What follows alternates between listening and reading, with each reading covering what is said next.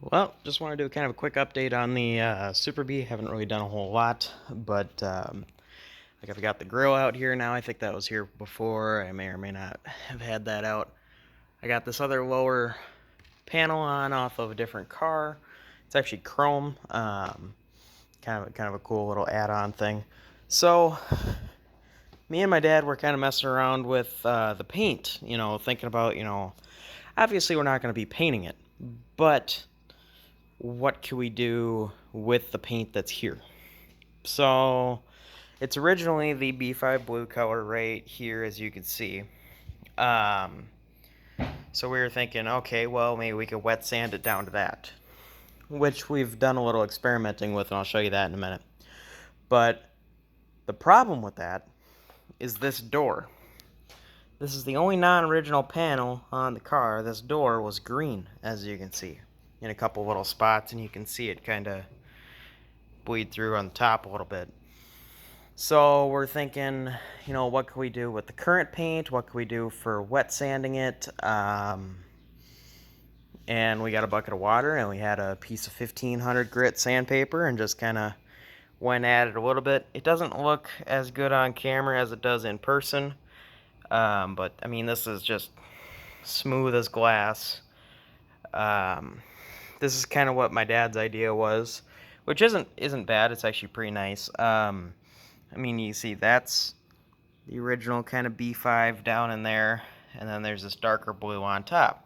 And I always kind of wondered what the darker blue was. I was like, oh, it kind of looks like B7, but when it looks like this, you can't really tell. So I went ahead. I was like, okay, well, let's figure out what the deal is with this paint. You did the same deal, wet sanded 1500 grit, and then I just went over this. I spent probably 2 minutes on this, not even, with just with a rag and meguires Ultimate Compound. I've used this stuff on pretty much everything.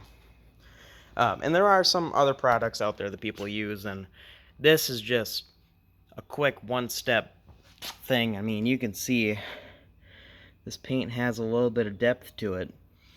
So that gives me hope for the overall paint finish of the car when it's done.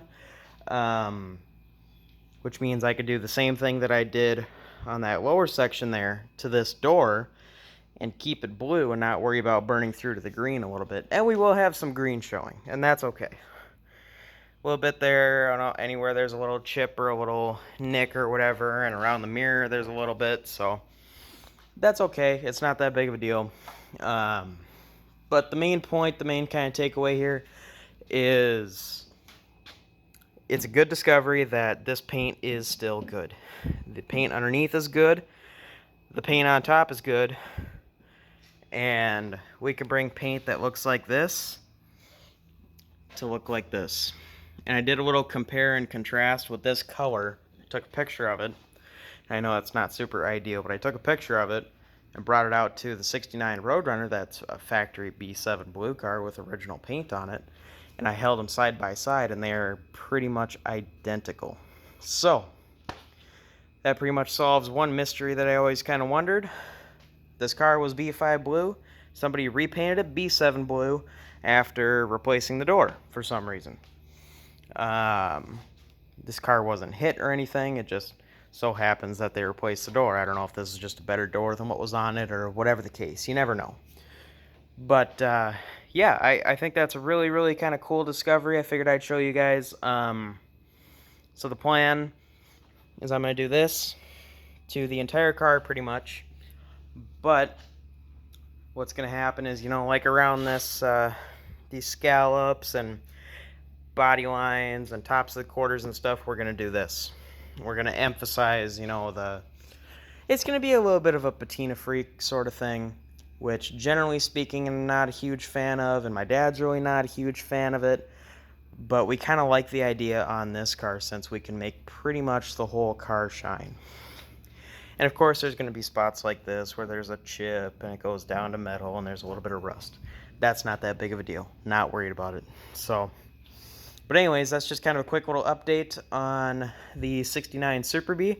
And definitely, if you haven't already, please consider liking and subscribing and all that stuff. Let me know what you want to see in the comments. If you don't know, we are right kind of on the edge of 1,000. Well, not really right on the edge, but we're over 950 subscribers out of 1,000, and 1,000 is a goal I've had for a long time. So definitely, if you can help me reach that, I'd be greatly appreciative of that. And I'll leave it at that, and I'll see you guys in the next one.